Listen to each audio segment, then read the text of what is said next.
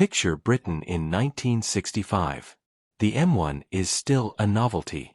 The Jaguar E-Type has just redefined what fast means on a road car. And somewhere on a wet Surrey lane, a station wagon, the kind of car meant for muddy wellies, gun dogs and Sunday church runs, is quietly, almost embarrassingly, keeping pace with it. That's not nostalgia talking, and it's not a typo. In the 1960s, a strange and wonderful thing happened in the British motor industry. While the rest of the world treated estate car as shorthand for slow and sensible, a handful of engineers, coach builders, and eccentric aristocrats decided the load carrier didn't have to be the poor relation of the sports car. It could out-accelerate a contemporary MGB. It could, in a couple of extraordinary cases, run with a genuine grand tourer, while still swallowing a Labrador, a set of golf clubs, and the weekly shop. Today we're counting down 7 of the fastest British estates of the 1960s, the shooting brakes, load luggers, and one-off specials that proved speed and practicality were never actually enemies. Some were built by the factories. Most, curiously, were built by men in sheds who thought the factories simply weren't being bold enough. Before we get into it, if you're into the forgotten, faster side of British motoring history, this channel lives for exactly this kind of story. Hit subscribe, tap the bell so you don't miss the next one, and drop a comment telling us which decade we should tackle next. Now, let's get into the cars. The Aston Martin DB5 shooting brake. There's no better place to start than the car that, more than any other, proves the entire premise. The Aston Martin DB5 shooting brake. Here's the twist: Aston Martin never planned to build one. The DB5 was conceived purely as a two-door GT, launched in 1963 and made immortal within a year as James Bond's silver birch coupe in Goldfinger. Nobody at Newport Pagnell was drawing up plans for a load bay. The man who changed that was David Brown himself, the DB in DB5, the industrialist who owned Aston Martin. Brown was a committed huntsman, and he wanted a car that could haul his shotguns and his dogs to the chute at proper GT pace, rather than trailing along behind in something slower and duller. So in 1965 he commissioned coach builder Harold Radford to convert his own personal DB5 into an estate. Radford extended the roofline rearward, fitted a split tailgate, and somehow made the whole conversion look almost factory correct, elegant rather than bolted on. Underneath sat the DB5's 4.0-liter straight-six, producing around 282 horsepower through a 5-speed manual or 3-speed automatic. The standard DB5 coupe ran 0 to 60 miles per hour in roughly 7.1 seconds with a top speed north of 140 miles per hour, and because Radford's engineering was so precise, the shooting brake gave up shockingly little of that. Word spread through Aston's wealthy client list, and a dozen or so further DB5 and DB6 shooting brakes were commissioned through the rest of the decade, each hand-finished, each absurdly expensive, and each capable of humiliating contemporary sports cars in a straight line while carrying 4 adults, luggage, and a brace of pheasant. Surviving examples are now among the most valuable Astons in existence. Proof that, decades on, the idea of a genuinely fast estate still captures the imagination. The DB5 shooting brake wasn't built for the public, but it set the template. What followed was the slow trickle-down of that idea to cars ordinary enthusiasts could actually buy. The Jaguar Mark X. If the DB5 proved the concept for the ultra-wealthy, the next chapter belongs to Jaguar, a marque that, remarkably, built no factory estate cars at all in this era. Jaguar's saloons were already among the fastest 4-door cars on Earth, and it took independent coach builders to notice that nobody had thought to give that pace a load bay. The Jaguar Mark X, and its later facelift successor the 420G, was Jaguar's full-size flagship through the 1960s. A car of genuinely enormous proportions, built to rival Rolls-Royce and Bentley on comfort while embarrassing them on pace. Under that colossal bonnet sat the legendary 4.2-liter XK straight-six, the same twin-cam unit found in the E-Type, producing around 265 horsepower. In saloon form, the Mark X hit 60 miles per hour in roughly 10 seconds and topped out close to 120 miles per hour. Startling numbers for a car the size of a small yacht. Coach builders including Harold Radford saw the opportunity. A handful of Mark X and 420G saloons were converted into full estates, with reinforced rear structures, split tailgates, and, in the most ambitious examples, power-operated rear windows for the sporting gentry. These weren't mass-produced, each was closer to a bespoke commission for a client who wanted Jaguar pace with genuine carrying capacity. The resulting cars retained nearly all of the saloon's straight-line speed. With that twin-cam 6 pulling a body not dramatically heavier than standard, a converted Mark X estate could still see off most contemporary sports cars from a standstill, all while carrying more luggage than an E-Type could dream of. Exact numbers built are hard to pin down, because none of this was ever factory sanctioned. But these cars matter here because they prove something important. Jaguar's engineering, built purely for speed, translated almost seamlessly into load-carrying practicality, if someone was willing to cut up the bodywork and try. The Reliant Scimitar GTE, every story like this needs a car that proves the point wasn't reserved for millionaires and dukes, and that car is the Reliant Scimitar GTE.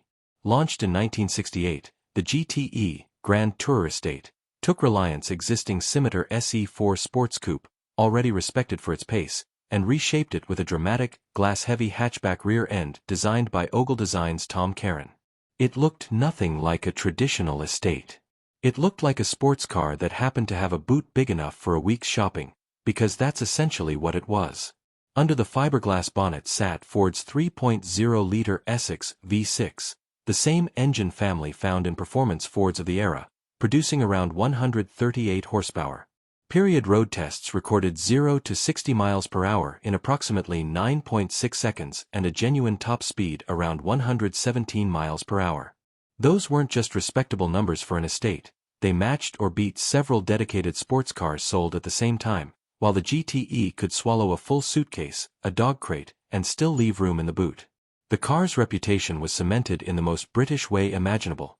It became the personal favorite of Princess Anne, who owned several scimitars through the 1970s and was frequently photographed at the wheel. That royal association turned the GTE from a clever engineering solution into a genuine cultural icon, proof that fast and practical wasn't a contradiction, it was a lifestyle choice, and one glamorous enough for the palace. The Scimitar GTE also matters historically as arguably the first mass-produced sports estate in the modern sense, ancestor of everything from the Volvo 850 T5R to the Audi RS6 Avant decades later. Every fast wagon built since owes something to what Reliant, a company best known for three-wheelers, achieved with fiberglass and a Ford the Fifth Six in the late 1960s. The Ford Zephyr. Not every fast estate of the 1960s wore a coachbuilder's badge or carried a royal warrant. Some came straight off the factory line, built for ordinary buyers who simply wanted more car for their money, and Ford's Zephyr and Zodiac Mark III estates are the prime example. Launched in 1962, the Mark III Zephyr and its more luxurious Zodiac sibling brought unmistakably American-influenced styling to British roads, long, low, finned, with acres of glass. But underneath that transatlantic bodywork was a genuinely capable chassis. The Zodiac estate used Ford's 2.5-liter Essex V6, and later cars carried a 3.0-liter unit producing around 136 horsepower, enough for the big estate to reach 60 miles per hour in roughly 12 seconds and approach 100 miles per hour flat out. Those figures won't sound dramatic today, but in context they were remarkable for a car this size, this affordable, and this practical. The Zodiac estate could keep pace with plenty of contemporary sports saloons, while offering a load bay large enough for a family of 5 and their entire holiday luggage. It became a favorite of British police forces for exactly this reason: fast enough to pursue, practical enough to carry equipment, comfortable enough for long shifts on patrol. Ford's genius through the 1960s was recognizing performance didn't have to live only in two-door coupes. The Zephyr and Zodiac estates proved a family wagon, built on an ordinary production line at an ordinary price, could still deliver genuine pace, a philosophy Ford would return to again and again, right through to the Sierra and Mondeo estates that inherited this same DNA. The Triumph 2000. While Ford and Jaguar chased outright pace, Triumph took a slightly different road to the same destination, building an estate that could be genuinely quick not just on smooth British A roads, but across the rough stuff too. The Triumph 2000, launched in 1963 with styling by Italian designer Giovanni Michelotti, was already a respected executive saloon, praised as much for its handling balance as its pace. When Triumph introduced the estate in 1965, built with coach builder car bodies, they didn't dilute the formula. If anything, the extra weight over the rear axle actually improved traction. Powered by a 2.0-liter straight-six producing between 90 and 104 horsepower depending on spec, with later fuel-injected 2,500 models pushing higher still, the Triumph 2500 Estates ran 0 to 60 miles per hour in around 13 seconds and topped out close to 95 to 100 miles per hour. On paper, less dramatic than some of the other cars here. But the Triumph's real strength was consistency, genuinely excellent independent rear suspension, sharp steering, and chassis balance that made it a rally favorite, where estate versions competed credibly against far more specialized machinery. That rally pedigree matters, because it proves pace in this era wasn't only measured in a straight line. The Triumph Estate could be loaded with camping gear, driven across a gravel stage in Wales, and still arrive faster than plenty of proper sports cars whose drivers were far too nervous about scratching their paint to try. The Humber Super Snipe Estate, some of the fastest British estates of the decade, have simply been forgotten, and the Humber Super Snipe Estate deserves far more credit than history has given it. Humber, part of the Roots Group, built the Super Snipe through the early to mid-1960s as a large, well-appointed executive car, competing directly with Jaguar and Rover for the affections of company directors and senior civil servants.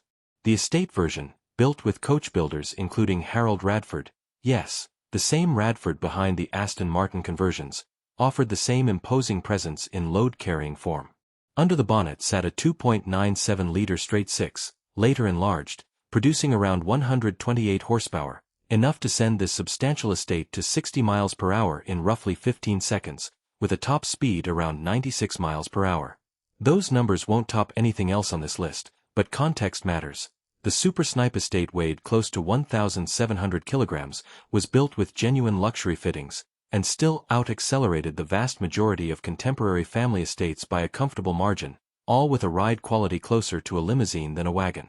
The Super Snipe Estate also found favor with government departments and even royal households for its blend of dignity, capability, and pace. Proof that fast, in the 1960s, British estate world didn't always mean sporty. Sometimes it simply meant refusing to be left behind. The Vanden Plas and Radford Rolls-Royce. And finally, the story reaches its most exclusive chapter, the small number of Rolls-Royce and Bentley estates built by coach builders in the 1960s, almost always for shooting parties and grand country estates, where fast and opulent were never treated as opposites. Harold Radford, once again the recurring name in this story, built shooting brake conversions on the Bentley S Series and Rolls-Royce Silver Cloud chassis for an extremely small clientele: aristocrats, industrialists, the occasional foreign dignitary who wanted to arrive at the Grouse Moor in the same car they'd arrive at a state dinner. Powered by a 6.2-liter V8 producing somewhere around 200 horsepower, Rolls-Royce famously never published exact figures, describing output simply as adequate. These enormous estates ran 0 to 60 miles per hour in around 11 seconds and cruised effortlessly past 100 miles per hour, all while weighing well over 2 tons and carrying a full complement of passengers, luggage, and equipment in near-silent comfort. These cars were never about outright numbers. They were about the simple fact that a Rolls-Royce or Bentley owner never had to compromise. Not on comfort, not on prestige, and thanks to these coach builders, not on pace either. Only a handful were ever built, and today they're among the rarest and most valuable classic estates in the world, changing hands for sums that dwarf the price of the saloons they were based on. Look back across all 7 of these cars, and a clear pattern emerges. The fastest British estates of the 1960s weren't built because manufacturers set out with a master plan to invent a new performance category. They were built because individual engineers, coach builders, and eccentric, wealthy clients kept asking the same simple question: why should carrying luggage mean giving up speed? David Brown wanted to reach the chute without slumming it in something slow. Jaguar's clients wanted E-type pace with room for the dogs. Reliant wanted to prove a fiberglass wagon could outrun a sports car. Ford wanted to give ordinary families genuine performance at an ordinary price. Triumph wanted a car that could win a rally stage and still fit the camping gear. Humber wanted dignity without being left behind.